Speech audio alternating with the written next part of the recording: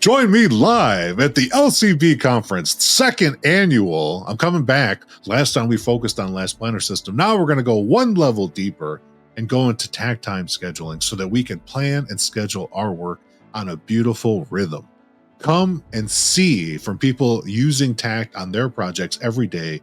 Learn the do's and don'ts. Don't make our mistakes, right our wrongs, and come get your hands dirty with real examples of Takt at the LCB conference. I'll be there. I'll be bringing many of my friends from the Bull Company and see how a general contractor is utilizing Takt in both design and construction to make your projects easier, better, and faster. Come on, Lee Construction Blog, join our community and learn the acronyms like I'm still learning after all these years. It's going to be a great time in California. Takt, spelled T-A-K-T, just in case you can't hear me through my accent, is a method of planning and scheduling work so that you put it on a cycle. And what I love, I'm actually Takt Master certified with my friend Jason Schroeder, my brother from another mother. I learned Takt in Germany from some friends that have been practicing it for hundreds of projects. And I will say that when you put your schedule activities in a sequence of cycle time, or what we call in Scrum a sprint, it's very much alike, magical things start to happen. So Takt is a beautiful way to take schedule activities and recognize the natural cycles of time and to help level crew flow, trade flow, workflow, logistical flow, and even elements of design. I've successfully used Takt in both design and construction, and it is one of my favorite ways to plan and schedule work ever since I learned all those years ago with Jason. One of the amazing things about Takt is how sustainable it makes the work pacing. And I'm going to give you a concrete example, literally one about concrete. When I first learned about Takt, we implemented this with the crew in Texas that had had no Last Planner experience whatsoever and no Takt experience. So we had just a handful of trades. We had rebar, concrete. We were doing a concrete structure building. It was a like a museum type of building with all cast concrete in place. So we had, at this point in the schedule, we were looking at the decks were out. This is multiple stories tall building, not a high rise, nothing repeatable. And but we had concrete decks, rebar. We had mechanical, electrical, and plumbing items in the deck, in and around the rebar. And then we had the concrete placement on top. And then that finished the floors, and that led us to the next sequence of work. Now, this activity was going on in the schedule as planned in their critical path schedule for about 9 months. When we shifted into a Takt time schedule, we got the trades, and we did this first with just the self-performing general contractor who's doing the concrete. After we got them to think about cycling and putting their pour sequences on the cycle and taking the pour sequences and breaking them down to something reasonable so that the crews could stay level. So we're leveling. I want you to imagine a train. And in this train, the engine car is layout. So layout is the engine. And the next car was rebar.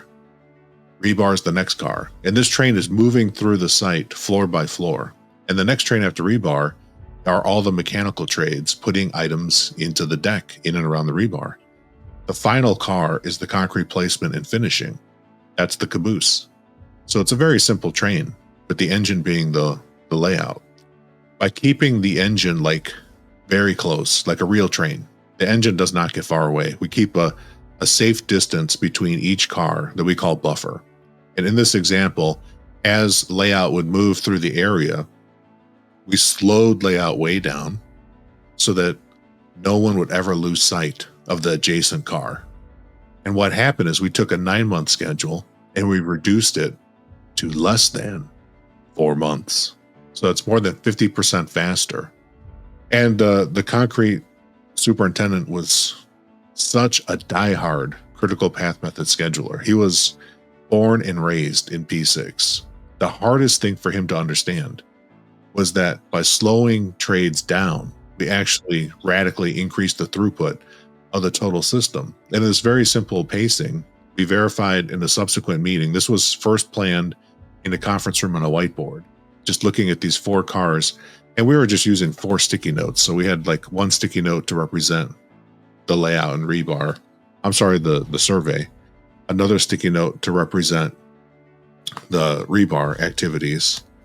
And then another sticky note to represent, I just so happen to have all the sticky notes. Another sticky note to represent the MVP. And then finally, I just have like magically have another sticky note to represent the finishing.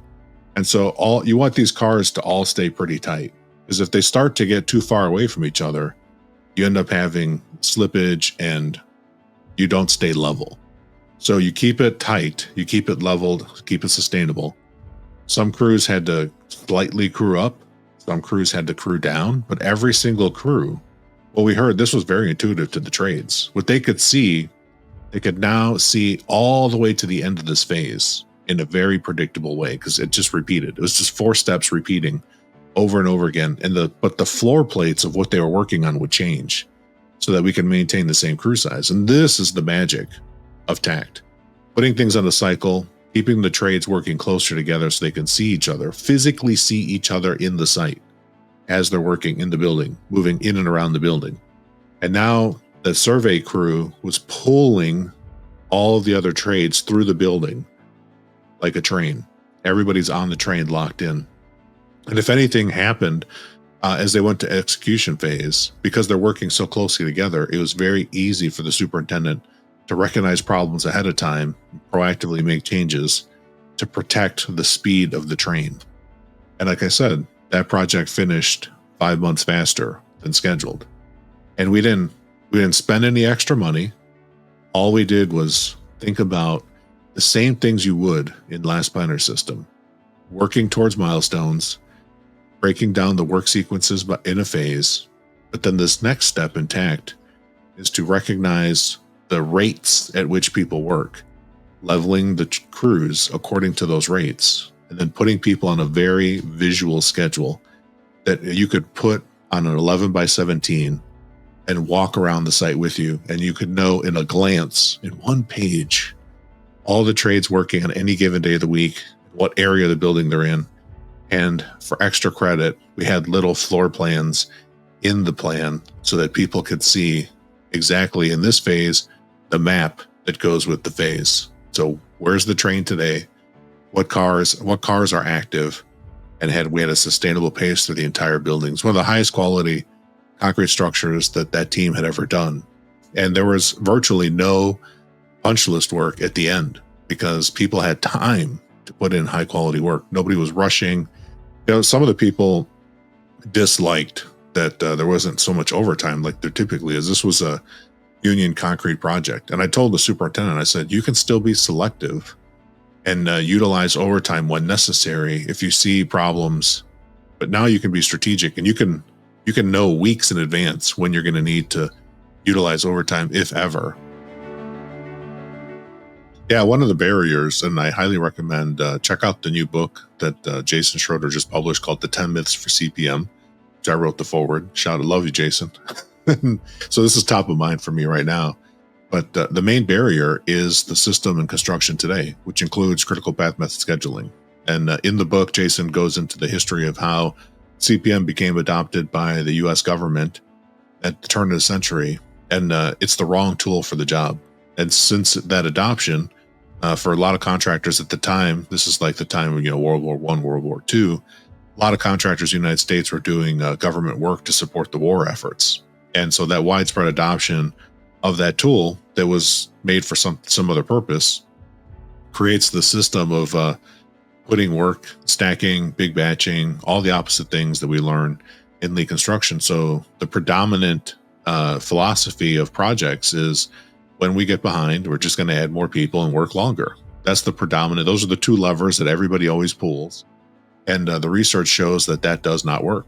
That consistently does not work. But people are so bought in and believe it that even when they're working overtime and losing time, they continue to do it. That's how strong that belief is. So some of it is belief, and those belief structures come from the actual physical, how CPM schedules are put together. And it forces that big batch thinking. I've heard many P6 schedulers, and I've had nice long civilized debates on LinkedIn with schedulers telling me that you can do this in P6. And I always say, yeah, you can. Show me an example. Show me a P6 schedule that's takted. And I recently taught a Scrum training in Phoenix earlier this year, and I had a scheduler in the training, and I showed this example of Takt in the Scrum as well.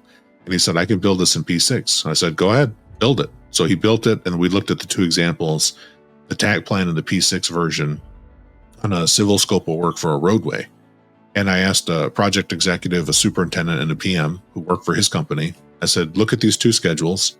Which one looks like a Takt schedule? Which one is intuitive? Which one is easy to understand? What are the, and tell me both. Like, don't just be nice to me because I've been working you for 2 days straight in my course. And it was unanimous. And even the scheduler conceded. He's like, it is easier to follow in the non-P6 way. It was hard for him to concede that because he makes a living making P6 schedules. But it's just the software doesn't allow for that type of thinking. And it's kind of interesting because you can force it to kind of fake it to look like it, but there's certain things in how the software is designed with the work breakdown structures that you just don't get that same type of flow that you'll see at the conference. So come to the conference and see all these different Takt examples. And I'll definitely be sharing many different Takt examples we use in our projects, small and large, and even on work that's non-repetitive, using this concept of density instead of a repetitious type of work. That dominance of that system, that's part of the problem. That scheduling dominance of that critical path method, Gantt chart scheduling, is part of the problem. The other part of the problem that people overlie, P6 assumes rates. Once you're working towards dates, and it assumes rates, but the rates are variable because the dates are always changing. In a Takt schedule, we openly talk about what the rates are, and we focus and level all the work based on rates that are set by the last planners, not by people in an office, not by people in a conference room, not by executives, but actually people that have to execute the work, that know the work. So the last planners have to at least know what the work is in detail, and like this specific project, not the last 8 projects they did. It has to be these project conditions, this project, these rates, and they always know. I've never come to a Takt planning meeting and people can answer the question. Now I was in a meeting recently. We were doing a Takt schedule on structures, and the decking subcontract foreman, trade partner, realized that the durations they gave were for a different sequence in the building. And they said, I can't just, if my original duration was 6 days and now we have 3 areas, I can't just tell you that it's going to be 2 or 3 days per area because there are certain conditions on the edges that we don't have now. So I need to actually look at the drawings and then give you rates based on how these areas are sequenced. And then we looked at the schedule and I asked the person facilitating the capturing of the notes, I said, just add 2 more days, because what he's saying is he needs a total duration of like this, which would be like 20 something days. And people thought that was ridiculous. But I said, no, you took something that was 3 floors and now you've made it 9 areas. And 9 areas, it's not straight algebra because there are unique edge conditions. And I said, let's let the person, the foreman, go back, look at the drawings, evaluate his rates in the areas, and then give us the information. For now, we're going to just throw 2 or 3 more days on each area just as a placeholder, and we're going to note that we don't know that this is right. And I said, look, when they made that in the Takt, I said, look at the overall duration now. You originally had wanted 21 days, now you have like 25. So you have more days. And I said, this schedule's okay. Like if you took this long in every area, it'd be okay. And I said, but Howard, don't forget, each area now is only 10,000 square feet. Whereas before you were doing 35,000 square feet at a time. And I said, so remember that your friends will mock you if you can't do 10,000 square feet faster than you would have done 30,000. As I just remember, peer pressure is real and we will be judging you. I'm judging you right now. And everybody laughed and it was funny. And I said, but don't answer now. Get into the details and answer in a day. And we're planning this. We're not planning like an emergency. We're planning this 4 months in advance. In a Takt system, when things go wrong, we eat buffer or float, and then we replan, and we still finish earlier.